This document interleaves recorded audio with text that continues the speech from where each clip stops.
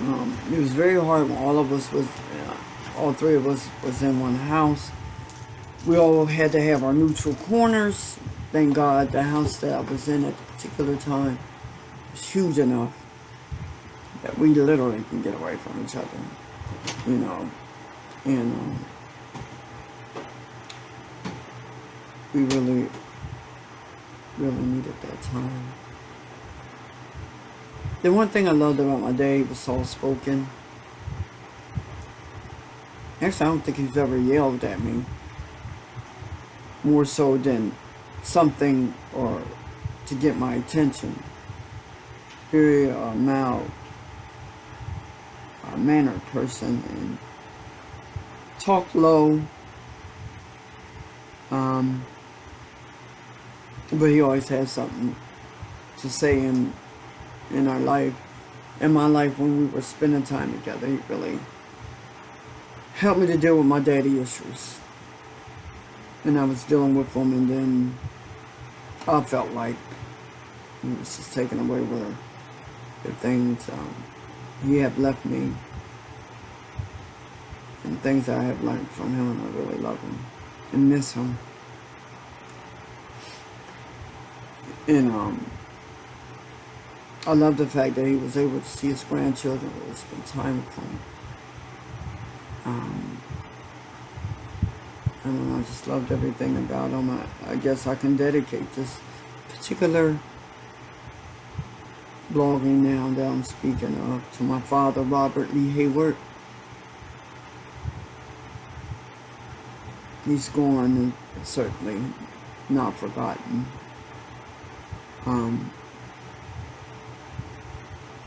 Things get easier with time, of course. I've learned a lot. And some things I've learned, like how to bury somebody. Never wanted to learn that. And then, you bury your parents. You understand that. But when you bury one of your children, you always have this concept. They are going to be better than me and outlive me. And in society today, it's not surprising. Whereas years ago, it would be surprising if you heard about any children young dying. Now it's society, everything is scripture. Everything that you read, if you're looking at Revelation and the Word, and anything that you document, anything that you go back and you look in, on back in Egyptian days, anything that's written on the wall,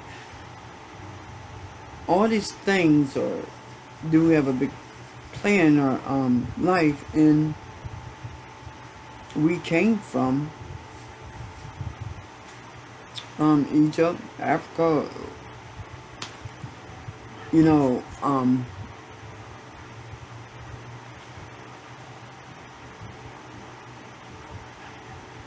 Our heritage is very important. I've learned, though, not to get so caught up in past, they here see the history, that's well and good, and it's really a roadmap to help me. But if you look back in Bible days, something like David. This man, he had bipolar.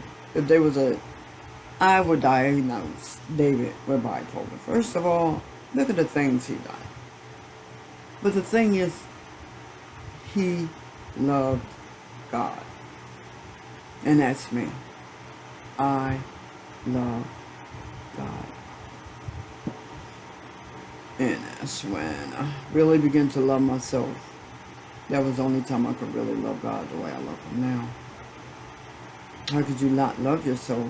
Look in the mirror and then you say you love someone that you've never seen. You know what He's created. We're all trying to get to Him.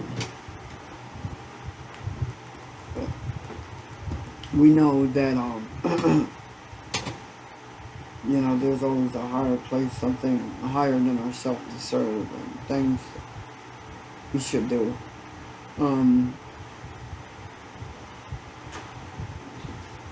So as I sit here and feel what I call the crash part, when I go to sleep, I will be asleep for, I know, the rest of the day, probably most of tomorrow. I'm praying. Sometimes it don't work out like that. You at all times have to know when you need to get the help that you need. When you get to that point. It's really important that you get the help that you need. When you get to the point where you're dangerous, a dangerous point. And some of y'all might know it, some of y'all might not. But over the last couple years, I've learned my triggers. And I mean, there are days I smell my daughter and it's painful. There are days I feel like my mother. There's other days I'm mean as hell like one of my, my aunts. I mean, everything plays a part in my life. And I had to learn to embrace it no matter how much I don't like the negative. You have to embrace it in order to go on. When I say embrace, you accept it for what it is. Yeah, that's saying it is what it is, right? So, even as a little child, I could never understand. I would like cry at the drop of a dime. I was always a little nervous type. My mom always knew to kind of get me because I'll be the one that's upset. We helped her fight her boyfriends. What child does that? And if she died at 10, and we did that since I was, basically since I was born, when, like I said, the domestic part about the abuse with my mother and her boyfriends or whoever she was dating, the Smith family in general. Excuse me. I feel like that we were just so badly damaged and tainted, traumatized by so many things in life. And one thing I didn't want to do is pass that down on to my kids. And I thought, all the years I was in my room, they were raising herself. I mean, the routine would be, say goodbye to mommy. I say goodbye, love y'all. I always told them I love them. I probably tell them that every time I talk to them. I love you. I love you. I love you. Because I told them if I ever left this earth, that's one thing they would never ever have to question. Is the love I have for them and how proud I am of my boys, my children, all three of them. Sandra did outstanding things in her life that they never thought she was going to do. They never thought she was going to live. We fought, and she lived. And I worried about a lot of the health problems because she was 20, but with the disease she had, which Prader-Willi syndrome, she was obese. Her bone structure was very small, and she was obese. So we, as a mother, I can see where she was having a lot of problems, and I knew when she was in pain, and she knew I knew when she was in pain. I just tried to make her as comfortable as possible, and you would look at her some days. If you wasn't me as a mother, you wouldn't be able to tell. Mothers just have this thing where when they see their children going through something. But Sandra, me and her used to always butt heads. 2 women, 1 house. Wow. So there was always this thing I used to say, I'm the queen, you the princess. There's only be one queen in the castle. Okay. But she was definitely the star princess in the castle, and she played in a very major part in our lives. And you don't realize how much a person really, really teaches you something. And one thing I know that I could say that my daughter taught was don't know, laughter, smile. She gave me, she had what I used to have before the abuse, the rape, and everything that went on before my mom got killed. And I've always smiled and laughed, and it didn't matter what I went through. And then over the years, that was just taken away. But when I would see her laugh or smile or something, going through what she went through, it was like, wow, you know. There was times she loved on mommy and son. Sometimes there was many a days she didn't want to be bothered. But we're women, and we knew that we loved each other. She was 20. Yes, she was a lady. She was still my little girl. And because of her disability, someone treated her, and in that, before she passed away, I just started letting go to the point where the school's like, look, you can't do everything for her. You gotta let her do. She can do this. She can do that. And also Sandra fought to let us know what she could do and what she couldn't. Rather was to yell or, you know, Sandra get attitude.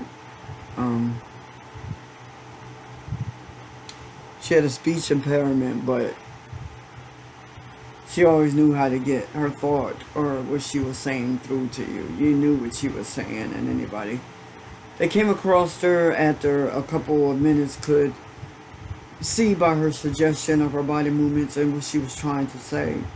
You pretty much pick up what she was saying. And it was funny because she thought, in her mind, she was talking just like us. And she didn't understand that she wasn't speaking like us. So she didn't see the her speech as being an impediment where we knew it was. And it was just one of her, you know, situations she just dealt with so lovely. She, come on, the kitten trying to jump up here. Oh, she's playing. But, you know, Sandra just had, oh my goodness, I can't even explain away. When I would feel bad and she would come and, you know, the kids know things. You're just like you know things about your children. Your kids knows things about you. Know you better than you think you know yourself, I believe, sometimes. And she would come up to me and say, okay, mommy? Okay? Okay, mommy? Let's see. I'm okay. And sometimes I would say, son, I'm not feeling well today. She'd say, mom, and she'd throw her hands up. It was just the way, you know. And she'd say, okay, mommy. And it's to say it's going to be okay. Sometimes she would do things, sit beside me and rub my back, like. You know, it's funny because when I talk about this, you know, all of my kids did that. What was special about her, when she did it, you could feel the love and the compassion that she had for you. I mean, you know, and come on. Are you going to come up? Or are you going to...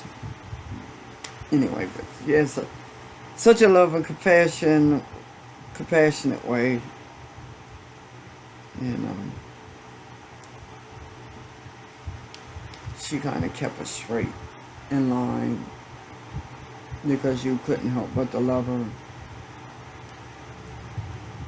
And it was hard, and it is hard being the 5th year of her being gone. But one thing I've learned, that me and my boys, I'm moving slowly.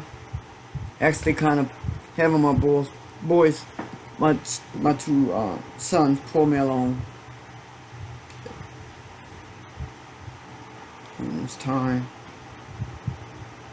And they are doing just that, keeping in touch, talking, making sure that I'm okay. And so that concludes this particular video. I only do 15 increments. I will talk to you later.